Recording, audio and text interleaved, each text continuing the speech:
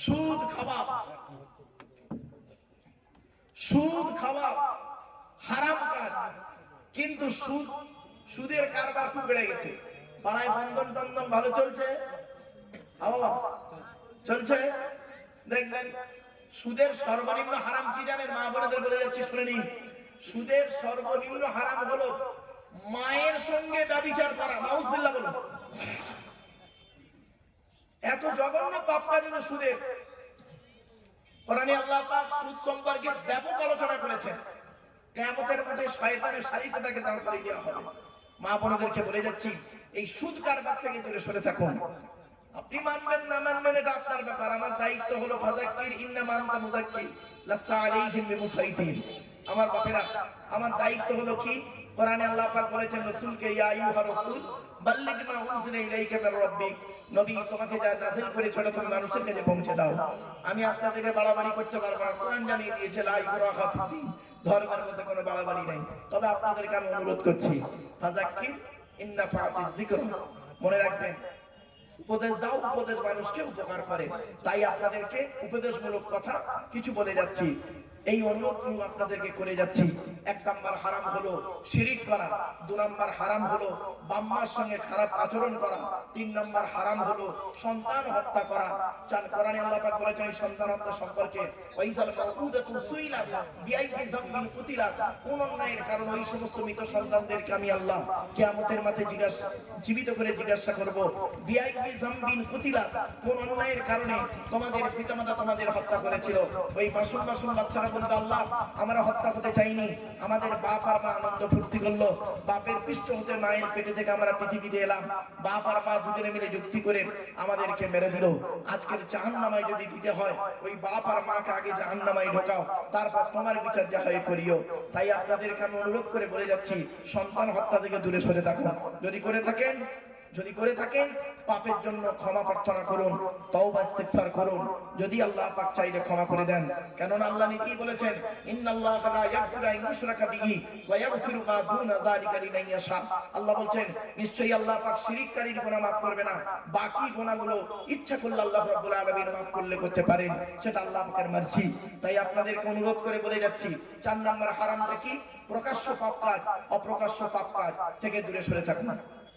আমরা এমন মুসলমান, আগেই বলেছি, মদখোরকে মসজিদ থেকে বের করে দিই আর সুদখোরকে মসজিদের সভাপতি বানিয়ে দিই। এই হলো আমাদের আদর্শ। নারী জাতি দেখবেন, এখানে যারা নারী জাতি বসে আছে, নারী জাতি সম্পর্কে আলোচনা করলে কল্পনা করতে পারবেন না। এই পাপটা নারীদের মধ্যে বেশি আছে। কিরকম পাপটা দেখি চলুন। নারীদের শত্রু হলো দুটো, পৃথিবীতে নারী জাতির শত্রু হলো দুটো। কি কি? 1 নাম্বার হলো সতী, 2 নাম্বার হলো ননদ।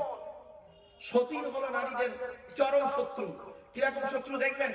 স্বামী মরে যায় যাক, সতীন তো বিধবা হলো, ও নিজে বিধবা হয়ে গেছে, আর খেয়াল নেই। বুঝতে পারলেন না আমার কথা? সতীন তো বিধবা হয়েছে। এই হলো নারী জাতির অবস্থা। শুরু তাই নয়, নারী জাতির আরেকটা শত্রু কে জানেন? নারী জাতির আরেকটা শত্রু হলো ননদ। এই জন্য আপনাদের বলে যাচ্ছি, বোনকে যখন কিছু দেবেন, বোনকে জামা কাপড় টাকা পয়সা ছোলা চিনি যাই দেবেন, স্ত্রীকে না যাইনে দেওয়াটাই উত্তম। আর এ তো বউ পাগলা বিবির গোলাম। বোনকে একটা শাড়ি চুড়ি দিচ্ছে, স্ত্রীকে জানিয়ে, জানো শোনা এটা দিচ্ছি, ওরে বোকা, ওর কলজে ফেটে যাবে। বাস্তবটাই বললাম, কথাটা শুনতে হয়তো খারাপ লাগলো। নারী জাতির আরেকটা অভ্যাস কি জানেন?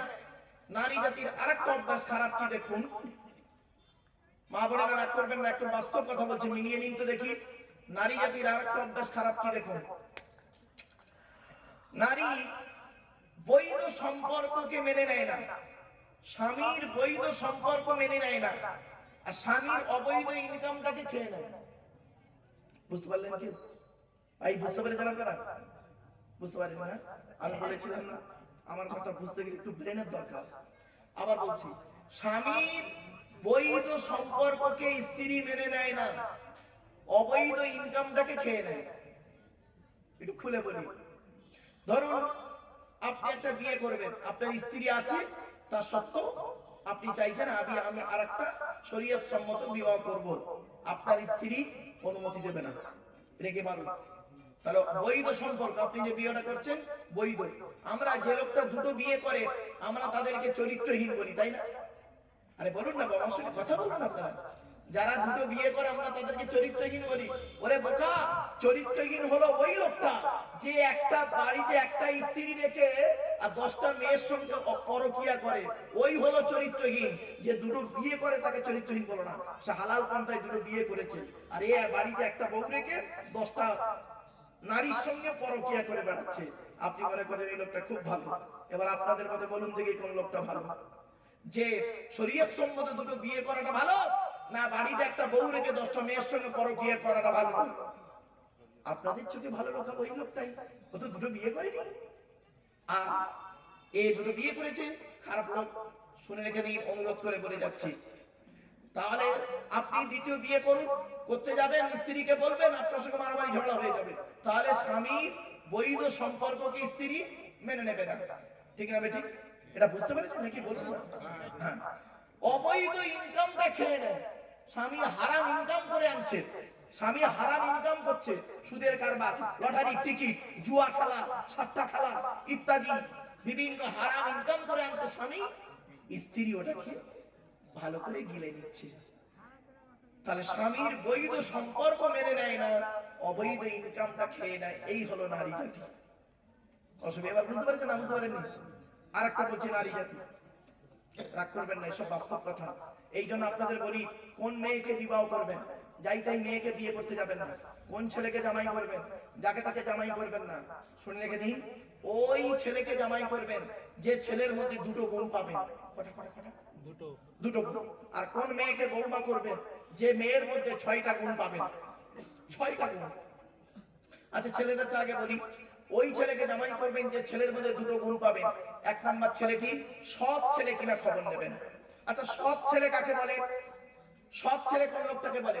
গালে দাড়ি রাখলে বুঝি, মাথায় টুপি দিলে, বড় পাঞ্জাবি পরলে, নামাজ পড়লে, রোজা রাখলে সৎ বুঝি? না। নবী কি বলছেন? বুখারীর হাদিস, রাসূল বলছেন, তোমরা আমাকে দুটো জিনিসের গ্যারান্টি দিতে পারবে? দিলে আমি মুহাম্মদ সাল্লাল্লাহু আলাইহি ওয়াসাল্লাম তোমাদের জান্নাতের গ্যারান্টি দিয়ে দেব। কি? 2 ঠোঁটের মাঝখানে জিভের গ্যারান্টি দাও। হারাম খাবার খাওয়া থেকে জিভটাকে ঠিক করো, বাজে ভাষা বলা থেকে জিভটাকে ঠিক করো, পরনিন্দা পরচর্চা করা থেকে জিভটাকে ঠিক করো। আরেকটা কিসের গ্যারান্টি? 2 রানের বীজখানে লজ্জাস্থানের গ্যারান্টি। এই 2 ঠোঁটের মাঝখানে 2 রানের বীজখানে, এই দুটো জিনিসের গ্যারান্টি তোমরা আমাকে দাও, আমি মুহাম্মদ সাল্লাল্লাহু আলাইহি ওয়াসাল্লাম তোমাদের জান্নাতের গ্যারান্টি দিয়ে দেবো। বুঝতে পেরেছেন? যান বাড়ি চলে যান, গিয়ে দেখবেন হয় ভদ্রলোকের নিচে খারাপ, হয় ভদ্রলোকের উপর খারাপ। এত সহজ জিনিস ভাবলেন আপনি? কোথায় আছেন? এজন্য অনুরোধ করে বলে যাচ্ছি, কথাগুলো একটু মাথায় রাখুন।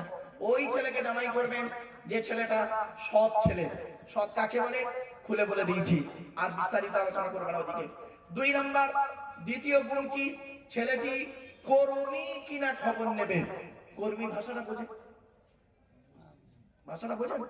কর্মী মানে ছেলেটা পরিশ্রম করে, কুড়ে নয়। আপনারা কি বলেন ভাষাটাকে? শ্রমিক। শ্রমিক মানে শ্রম, মানে খেটে খায়, খেটে খায়। ওই বাপের মেহনতি, মেহনতি। ওই বাপের ইনকাম টাকা আছে, ফট্টইনিগিরি করে, বাপের টাকায় ফকট দালালতিগিরি করে, ওই ছেলে নয়। নিজে ইনকাম করে কিনা। তাহলে 1 নাম্বার বলে ছেলেটি সৎ ছেলে কিনা, 2 নাম্বার ছেলেটি কর্মী কিনা। এবার আসছি মেয়েদের কটা গুণ বলেছিলাম? 6টা।